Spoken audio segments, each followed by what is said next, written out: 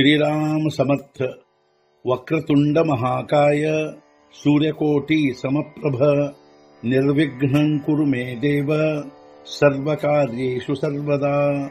गुरुर्ब्रह्मा गुरुर्विष्णुः गुरुर्देवो महेश्वरः गुरुः साक्षात् परब्रह्म तस्मै श्री गुरवे नमः।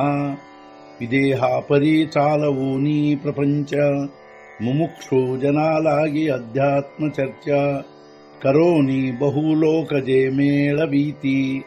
नमस्कार त्या ब्रह्म चैतन्य मूर्ती अलंकापुरी पुण्यभूमी पवित्र तिथे नांदतो ज्ञान राजा सुपात्र तया आठवीता महापुण्य राशी।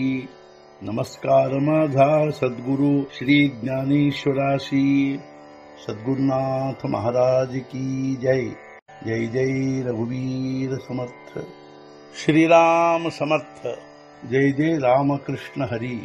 श्री ज्ञानेश्वरी अध्याय 2 सांख्ययोग संपुಟ 30। सुगंधू आणि दुर्गंधू हा परिमळाचा भेदू जो घ्राण संगे विषादू ಕೋಶುದೇತ। ಸುಗಂಧ ಹಾಗೂ ದುರ್ಗಂಧಗಳು ಇವಾಗಿರುವ ಪರಿಮಳದ ಭೇದಗಳು ಮೂಗಿನ ಮೂಲಕ ಸುಖ ದುಃಖಗಳು ಉಂಟಾಗುವವು। ಸುಗಂಧ ಹಾಗೂ ದುರ್ಗಂಧಗಳು ಪರಿಮಳದ ಭೇದಗಳಾಗಿರುವು, ಮೂಗಿನ ಮೂಲಕ ಇವುಗಳಿಂದ ಸುಖ ದುಃಖಗಳು ಉಂಟಾಗುವವು। ತೈಸಾಚಿ ದ್ವಿವಿಧ ರಸು उपजवी प्रीती त्रासू म्हणून हा अपभ्ರಂಶು ವಿಷಯ ಸಂಗೂ। ಅದರಂತೆ ನಾಲಿಗೆ 2 ರಸಗಳಿರುವವು, ಇವುಗಳಿಂದ ರಾಗದ್ವೇಷ ಉಂಟಾಗುವವು, ಆದ್ದರಿಂದ ವಿಷಯ ಸಂಗವು ಅಧಃಪತನವಾಗಿರುವುದು।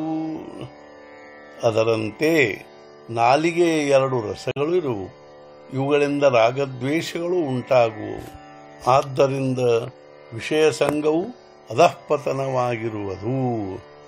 ದೇಖೆ ಇಂದ್ರಿಯ ಆಧೀನ ಹೋಯಿಜೆ ते शीतोष्णाते पाविजे आणि सुखदुःखी आकळिजे।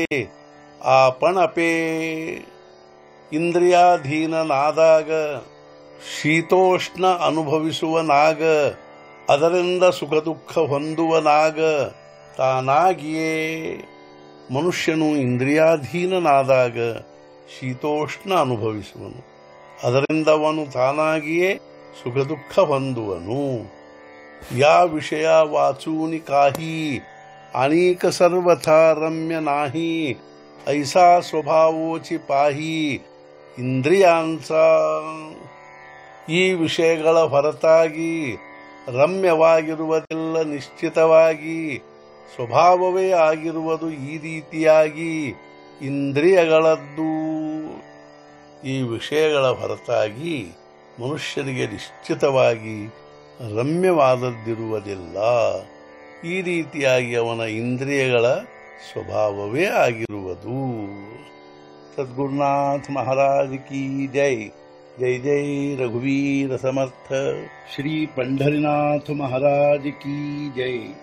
जय जय रघुवीर समर्थ।